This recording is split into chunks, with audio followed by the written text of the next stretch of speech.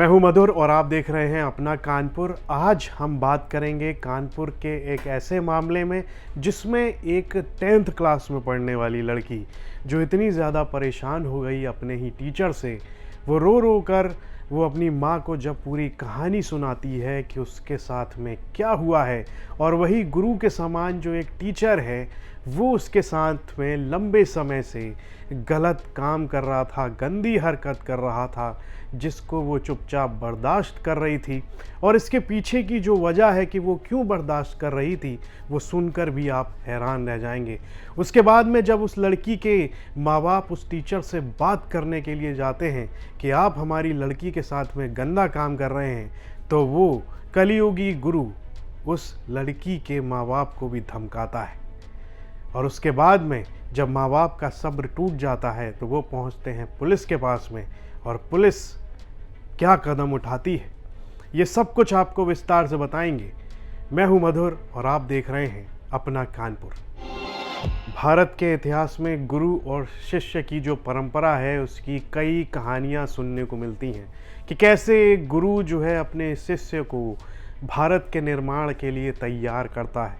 आज भी ऐसे कई गुरु हैं अपने शिष्यों को भारत के निर्माण के लिए तैयार कर रहे हैं, लेकिन कुछ कलयुगी टीचर ऐसे हैं जो अपने छात्र छात्राओं के साथ गंदी हरकत करने से बाज नहीं आ रहे। ऐसा ही मामला कानपुर का भी है। कानपुर में एक कोचिंग संचालक 1 महीने तक हाई स्कूल की छात्रा का एक्स्ट्रा क्लास के नाम पर दुष्कर्म करता रहा।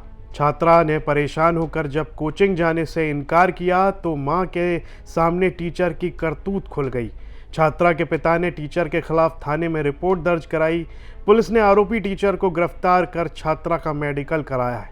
कानपुर के बाबूपुरवा इलाके में एक परिवार रहता है और उसी परिवार की एक लड़की एक स्कूल में पढ़ने जाती है। स्कूल में उसके एक टीचर कहने लगे कि कोचिंग में भी पढ़ने आओ, अच्छे नंबर दिलाऊंगा। जब वो कोचिंग में पढ़ने जाती है तो वही टीचर उसके साथ गंदी हरकतें करता है। कहता है कि मुंह बंद रखना, नहीं तो तुम्हारे भाई को जान से मार दिया जाएगा।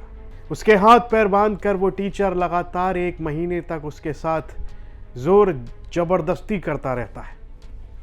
वो जब शिकायत करती तो कहता है कि तुम्हें क्लास में फेल करवा दूंगा, तुम्हें पास नहीं होने दूंगा, तुम्हारा कोर्स पूरा नहीं होने दूंगा, तुम्हारे भाई को मरवा दूंगा। वो 1 महीने तक जैसे तैसे इस पूरे अत्याचार को बर्दाश्त करती है, लेकिन एक समय आता है वो अपने माँ से कहती है कि माँ अब मैं कोचिंग पढ़ने नहीं जाऊंगी। माँ पूछती है कि क्या हुआ है, तो वो बच्ची अपनी पूरी उसके साथ में जो आप बीती हो रही है वो बताती है। कहती है कि उसके जो टीचर हैं उसे धमकाते हैं, उसके साथ गंदी हरकत करते हैं।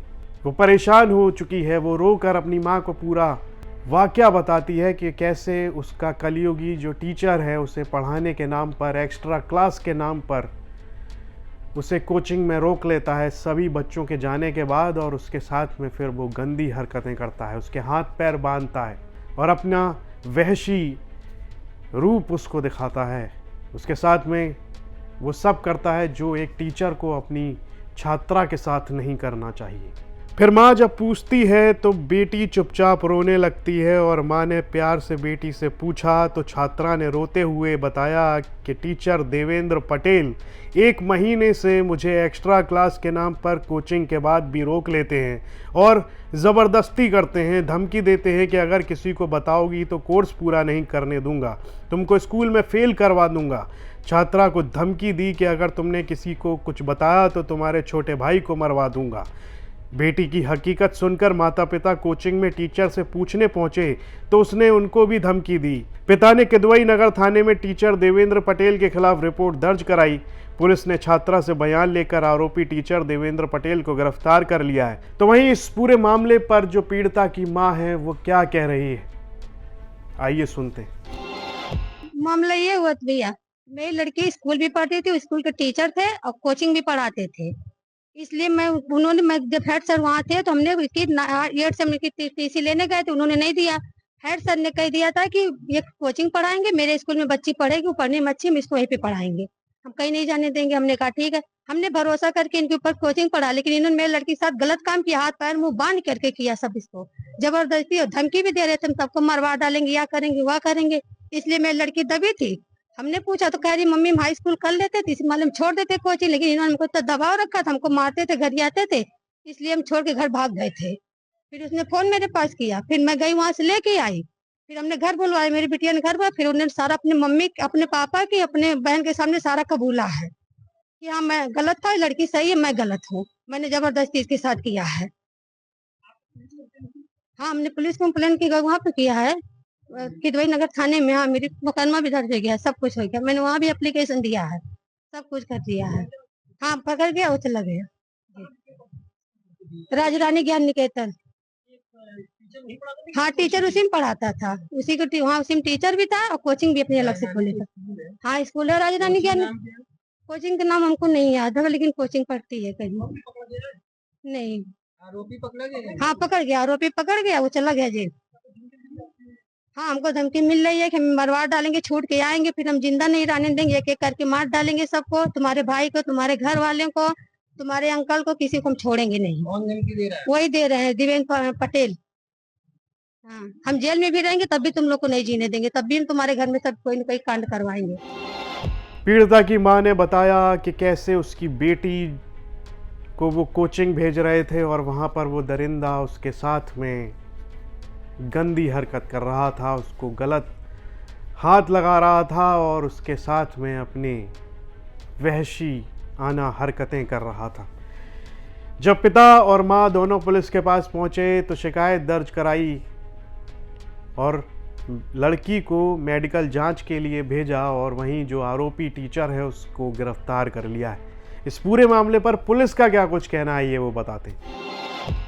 कल थाना किदवई नगर पर एक सूचना प्राप्त हुई जिसमें एक बच्ची जो कक्षा 10 की छात्रा है, उसकी माता के द्वारा थाने पर ये तहरीर दी गई कि उसकी बच्ची के साथ उसी स्कूल में पढ़ाने वाले एक टीचर, जिसका नाम देवेंद्र है, जो प्राइवेट कोचिंग भी पढ़ाता है, उसके द्वारा उसकी बच्ची के साथ गलत काम किया गया। इस सूचना पर FIR दर्ज की गई और इसमें संबंधित टीचर को अरेस्ट कर लिया गया और उसको जेल भेज दिया गया।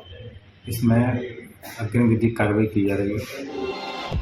कानपुर में लगातार पिछले कुछ दिनों से इसी तरह के मामले आ रहे हैं। हाल में एक मामला ऐसा भी आया था कि एक छात्रा को एक आरोपी दरोगा और एक कथित पत्रकार उसको उठा लेते हैं और एक दुष्कर्म का मामला वो सामने आया था, वो लगातार सुर्खियों में रहा और एक बार फिर से उसके कुछ ही दिनों के अंदर एक और मामला सामने आया है दुष्कर्म का, वो भी एक छोटी बच्ची के साथ में। कानपुर से इस तरह की जो घटनाएं हैं वो लगातार सामने आ रही हैं।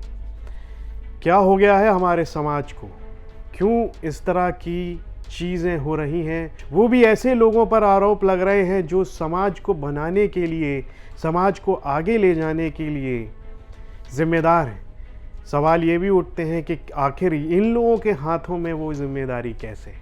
माँ बाप के लिए भी एक संदेश है कि अपने बच्चों को कॉन्फिडेंस दें कि वो ऐसे पापियों के ख़िलाफ़ जमकर अपनी आवाज़ उठाएं ताकि कोई उनके साथ में इस तरह की हरकत करने की सोच भी ना सके। साथ ही एक समाज के तौर पर हम सभी को भी एक जिम्मेदारी लेनी ही होगी। ये खबर हमें कानपुर से हमारे सहयोगी रंजय सिंह ने भेजी थी। इस पर आपकी क्या राय है, कमेंट बॉक्स में लिखकर हमें ज़रूर बताएं और यूपी से जुड़ी तमाम खबरें देखने के लिए आप देखते रहिए यूपी तक।